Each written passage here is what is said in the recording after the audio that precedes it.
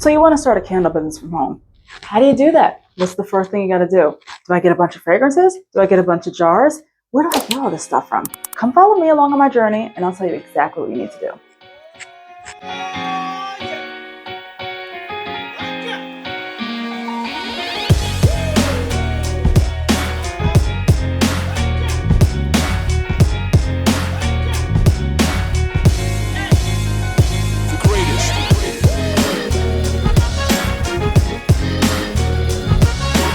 I remember the day I came up with the idea for my candle business. So if you're starting a candle business versus just doing candling as a hobby, it's very different. You would have a completely different approach. So when you come with the idea of making a candle business, what you should do, I recommend, is starting with the end in mind. Where do you ultimately want to go? Do you want to ultimately have a storefront?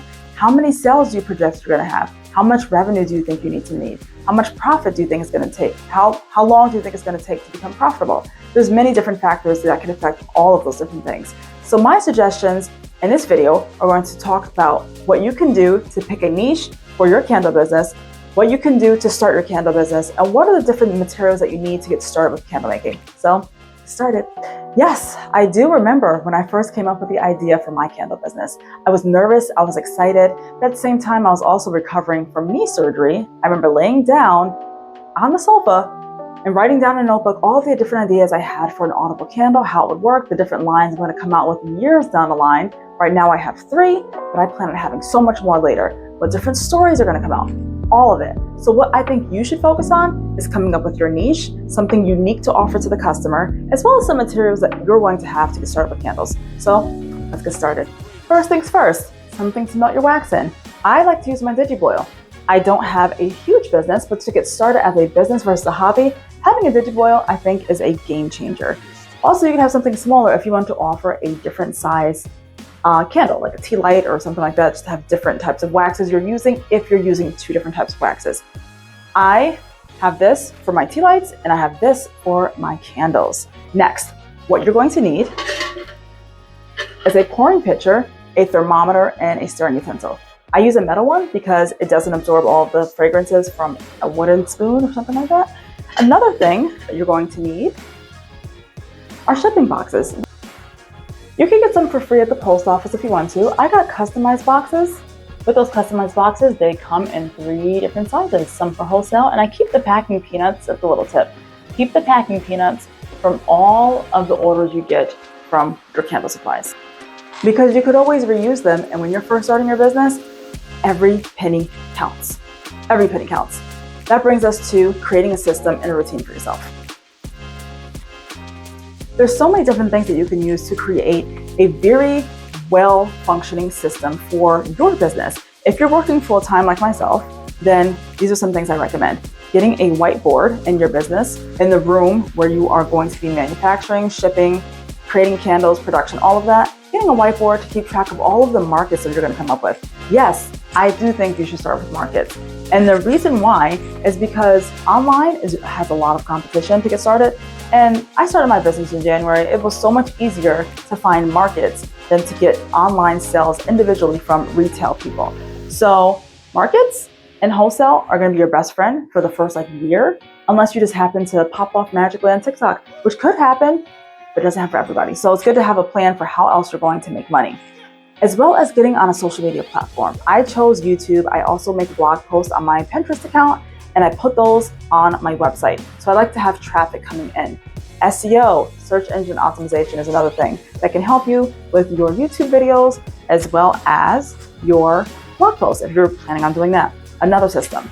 I know you guys probably can't even see this, but I use my white wall. You probably can't even see this, but I use my wall and put the days of the week with different post-its of routines that I want to get established, that I can just look really quickly and remember what I need to do.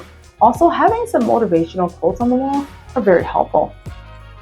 These are some different things that I like to have on the wall that make me feel inspired and relaxed and motivated at the same time. It's interesting how that works out.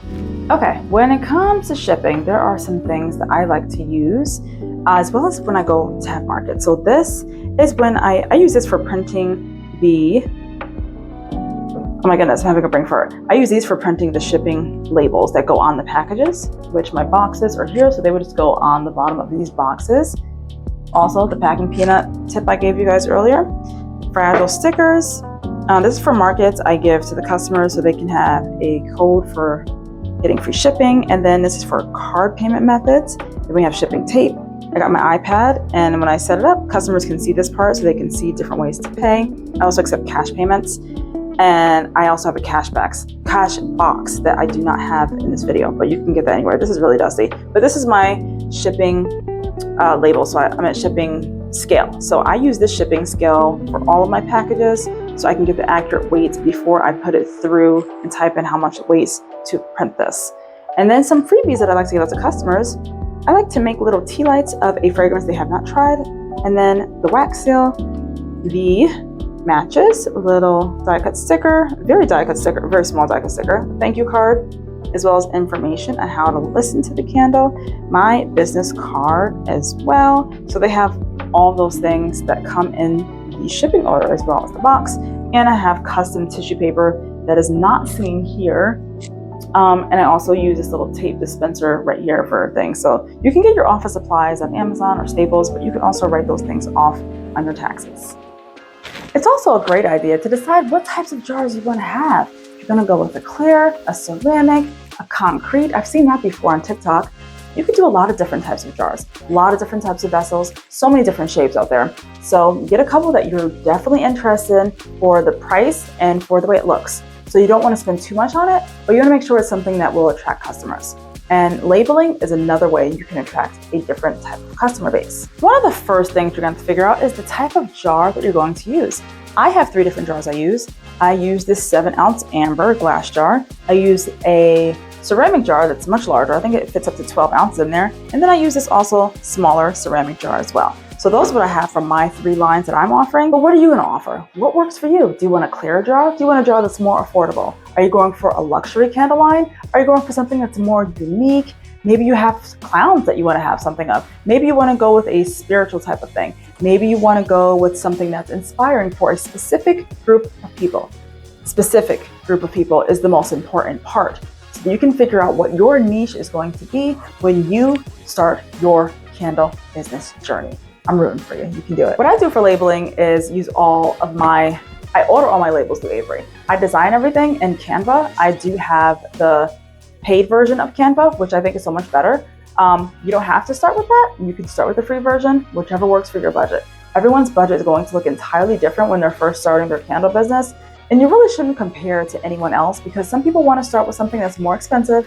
And then some people, you can start a business for less than $1,000 if you wanted to. But it really depends on what type of market audience you're trying to market towards. So you know what type of jars, the type of labels, the type of wax, how many different fragrances you're going to offer, how many different lines you're going to offer. There's so many different variable factors that could determine how much you're going to spend when you first launch your business. So I know some people say you could start for less than 100. I don't think that's realistic because you got to register the business too. That costs money. So it's going to go into your business expenses. You have to think about things like that. When you get insurance for your business, when you get registration for your business, when you have to pay any fees to get started, if you already owe taxes prior to your state before you open the business, you got to pay those taxes too. Little things people don't tell you until you start to open a business, right? So we're going to talk about some other things that'll be really helpful for you to find out along your journey path, such as zoning permits. No one talks about zoning permits. And as well as like getting a printer for your business, as well as managing your time, managing your expenses. These are different things that people don't usually talk about when you first start your candle business. And there's a lot that goes into each one of these sections that we will not be able to fill in this video today because it would be way too long. And I don't expect you to sit through it, but I do want to go through some of the things that I use in my business, where I get them from, and why they're helpful, and why you should consider using it in yours as well. So what are some things that you really do need to get started? First, you need to know how to make the candles. You need to know what type of niche you're going to have for your candles, and what type of vessel you're going to use, how many wicks you're going to use, what type of wick you're going to use, because there's so many different types. I think when it comes to getting candle supplies, I don't want to name a specific supplier where you can get your candle supplies. There's so many around. There is a Google search that you can do where you can find the closest one to you. Ideally, driving to one would be your best bet. So try to find one that's closest to you that you can drive to get supplies. because shipping is so expensive for wax, jars, fragrance. That stuff is heavy. So you're going to spend a lot of money in shipping that you also need to figure out how you're going to combat when you are trying to get a profit for your candles. So make sure you price competitively and price with things in mind, like knowing one day you're going to want to run a sale, or if you need to pay for ads, or if you need to pay for all these markets, you have to price your candles in a way where you can have 4 different categories of what they're going to come back to you for. So some of those things would be like your profit, taxes, always set aside taxes. That's not your money to keep. Set aside taxes in a different checking account that's under your business bank account. That's my recommendation. All the taxes go in one. The profit for that one candle, you separate it into those 4 sections. Profit will go into another one. Another thing could be reinvestment back into the business. And the last thing would be ads. So there's so many different ways you could separate how much you price your candle for to break it down into how much you're going to spend into each one of those categories. That, my friend, is completely up to you. You could talk to your business consultant about that. Some people like to separate it into 3 different categories.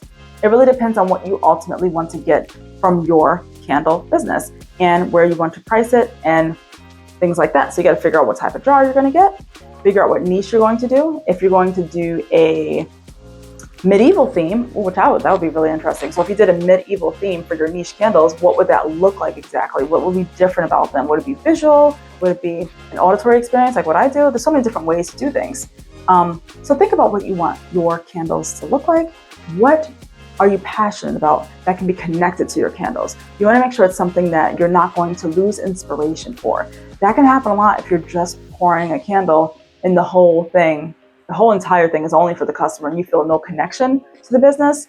You don't want to feel disjointed from your business, because long term, you're going to want to give up on it. It's not going to be something that's going to bring you life and fulfillment and joy when you are no longer working for your employer. That's one of my tips. Definitely find something that's your why, your reason for connecting back with it. I think that's an important one. Another thing I feel like many people don't speak about too much is how to get legally established as a business. There is a big difference between just doing it as a hobby and owning it as a business, because when you own it as a business, you have to pay taxes on it. You want to make sure you have this commitment to it. It's your baby. You really want to make sure it's your thing. So if you're going to make your candle business an actual business, you have to get legal structure. You have to get it registered. You got to get the taxes situated. If you need to hire a CPA, you need to figure that out. Right away, you might not need to, but it's completely up to you. If you want to hire a business consultant, figure that out. There's different ways that you can get things legally established. If you need to get a zoning permit, that's something you should look into. If you need to get insurance for your business, which you should definitely get, look at all the different insurance companies and figure out what works best for you. They have so many different advantages to getting insurance for your small business, your handmade business, specifically candles. And if you're going to markets, they have another thing where you can add on to your car insurance, can be added as you're transporting your candles to markets. Like if you got into a car accident or something like that, there's important questions to ask when you are shopping for things for your business. How is it going to help you out long term? If you got into a car accident and you had all of your product damaged and you were okay, you need to replace that inventory, and you can do that through insurance for your business. It does cost more, but there's different things to look at. How are you going to write off mileage for your business? There's so many different things. Some things I recommend are like getting QuickBooks, getting Inventora. So when you're ready to start selling wholesale and you're ready to start selling for like the markets or big orders that come in, you know exactly how many you can make, and you know how many you can post as being available on your website so that people don't purchase more than what you have on hand. Because if they do that and you think, oh, I could just place an order really quickly, but your supplier is out of stock, then you have to refund that customer, do a lot of explaining. And if this keeps happening, it doesn't make you look very professional as a business owner. So try to avoid those things by planning ahead, by only putting an inventory for what you actually have on hand, what you can actually make, and what's already made. Very different, right? Don't make extra inventory available for things that you think are going to be available. So when I post my inventory on my website and through Inventora, I make sure I only have enough sales available for what I actually have on hand. Keep in mind, another thing I was thinking of doing during markets, because sometimes you might sell out of a certain fragrance more than others. And you should definitely have one fragrance of each that you keep as a sample on your table. You don't sell that sample, but if it's a really popular sample and people really like it, you can let them know this candle fragrance is on back order right now, but I can add you to the list when it's back in stock. I can email you, collect the emails that way, or you can also have them place the order and you can have it shipped when you get back to your house if you have more at home but you didn't bring them. There's lots of different ways of thinking about it, but definitely always keep the customer engaged. But thinking of different ways that they can come back, different reasons why they would want to work with you with a business order. Make sure your returns and exchange policy is very clear, making sure you have a clear terms of service on your website, making sure it's not like confusing for anyone to know how to find anything on your website, that your collections are clearly defined, that it's SEO optimized, and you have the keywords. Figure out which platform you're going to use for your website. I recommend Shopify. I use Shopify. You can start a website from scratch if you want to. You don't have to use Shopify. There's so many different ones. So do some research in those areas. And I recommend some people maybe need to start on Etsy, and that's totally fine. I didn't start on Etsy. I started with my own platform, but that's okay. Everyone's completely different.